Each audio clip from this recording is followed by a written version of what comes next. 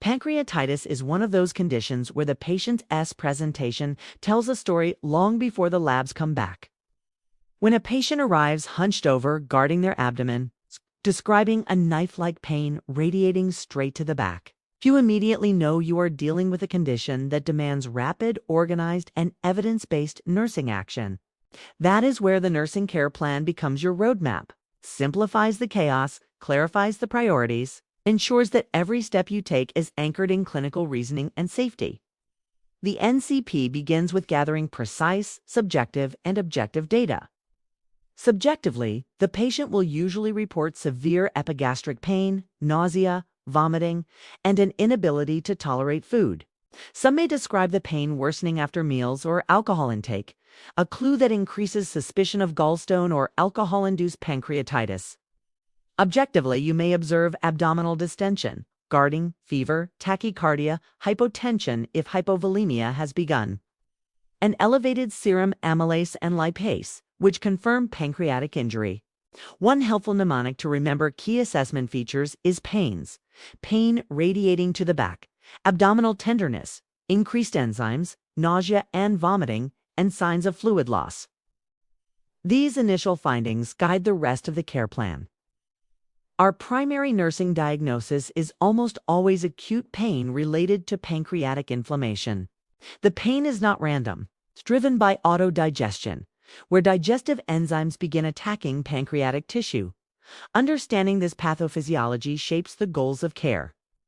In the short term, we aim to reduce pain within 24 hours so the patient can rest and maintain stable vitals. The long-term goals go further. Prevent complications like hypovolemic shock, electrolyte imbalance, respiratory distress, or pseudocyst formation while supporting full recovery of pancreatic function. Interventions must be strategic, evidence-based, and delivered with precision. The cornerstone intervention is keeping the patient NPO.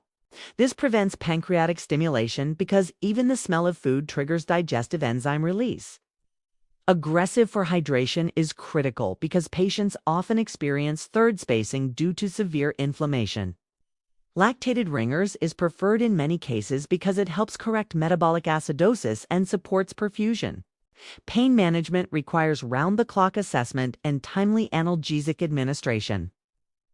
Placing the patient in a semi-Fowler's position reduces abdominal pressure and eases breathing. Frequent vital signs help identify early hypovolemia or respiratory compromise, both of which can escalate quickly.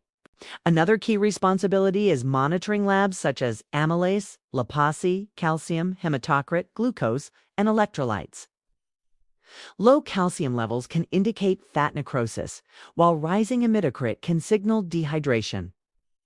A useful tip is to remember the mnemonic Kalmer 4 lab priorities: calcium, amylase, lipase, metabolic profile, enzymes, and renal function. Intake and output monitoring is essential because fluid shifts in pancreatitis are unpredictable. Collaboration with the healthcare team is vital to manage nausea, electrolyte imbalances, and potential complications like infection or sepsis. Special situations require heightened vigilance. Alcohol-induced pancreatitis often requires long-term counseling and withdrawal monitoring. Gallstone-induced pancreatitis may require ERCP or cholecystectomy. Severe cases may lead to respiratory compromise, where crackles or dyspnea may be early indicators of ARDS. Hyperglycemia may develop due to impaired insulin production, requiring insulin therapy. Each of these special cases must be accounted for in the nursing care plan so that your interventions are not only reactive but preventive. Evaluation becomes the proof of your nursing impact. Short-term evaluation is clear when the patient reports less pain, shows reduced guarding, and can rest comfortably. Long-term evaluation includes stable vitals, improving labs, restored gastrointestinal function, adequate nutrition, and no progression to complications. A well-executed NCP transforms unpredictable clinical situations into structured, manageable, and safe pathways that enhance patient outcomes. It reinforces the idea that nursing is not just about performing tasks.